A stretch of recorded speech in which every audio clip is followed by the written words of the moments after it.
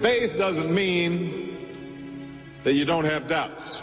You need to embrace Christ precisely because you have sins to wash away, because you're human and need an ally in this difficult journey. That was a radio spot called Source of Hope. It was put out by a political action committee endorsing Barack Obama. Listeners are going to hear ads like this in key battleground states, but can they help the candidate connect with evangelical voters? Joining me now is David Brody, a CNN contributor and also the senior national correspondent for the Christian Broadcasting Network. David, good to see you this morning. So this is really a push by the Obama camp to say just because you are a religious voter or part of the evangelicals, you can still pick me. Is that going to work?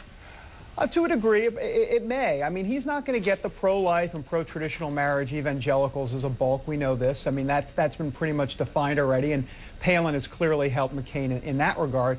But he's going to look at mainline Protestants, Catholics, some of these other groups, United Methodists, independent voters who may be willing to broaden the argument out rather than just the life and the marriage issues. Karen, what's really interesting here is this isn't so much about the metrics of evangelicals. What this is about is that the Obama campaign and folks like the Matthew 25 Network, who have done a fantastic job at being able to craft and really share the Obama narrative with the country. And they've done this through faith forums early on.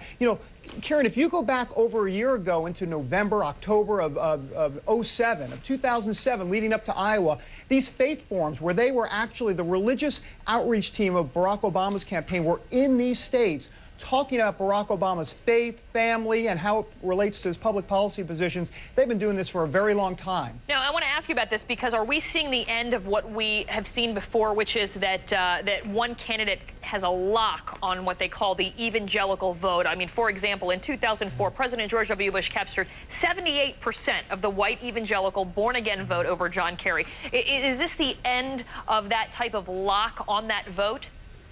Well, I think it's an up-in-the-air question. And when I say that, what I mean by that is that there is a broadening of the landscape, and that is putting the evangelical movement really at a crossroads right now, Karen. And folks, the conservative evangelical groups, the Family Research Council, some of these other groups are really trying to kind of figure things out in terms of, where they go from here, because they want to keep the focus on the life and the marriage issues, but then you have others that are really broadening out to climate change and others, and it has resonated because, Karen, they have a candidate this time around, Barack Obama, who has the, quote, Jesus story to tell, and that has been able to propel some of this talk.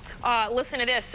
USA Today has an article out today talking about conservative Christian group Focus on the Family, and this Focus on the Family action sending out these mailings where they paint this dire picture of what the country would look like in 2012 with Barack Obama as president. They talk about, quote, terrorist strikes on 4 American cities, Russia rolling into Eastern Europe, Israel hit by a nuclear bomb, gay marriage in every state, the end of the Boy Scouts. This is the politics of fear that we've talked about before. Is that going to 7 days out make a difference among people who are still undecided and religious about Barack Obama? I think it's probably going to have an effect. You're calling it the politics of fear. I think for a lot of people they call it the politics of reality, because within the evangelical group, this conservative bunch of evangelicals, they really are concerned about where the country would go under Barack Obama. And so when you play that Source of Hope commercial that the Matthew 25 Network put out, there's a lot of folks where it resonates with people, but within the conservative evangelical movement, that's scary stuff for them. I mean, to hear Barack Obama go on Christian radio and talk about his faith,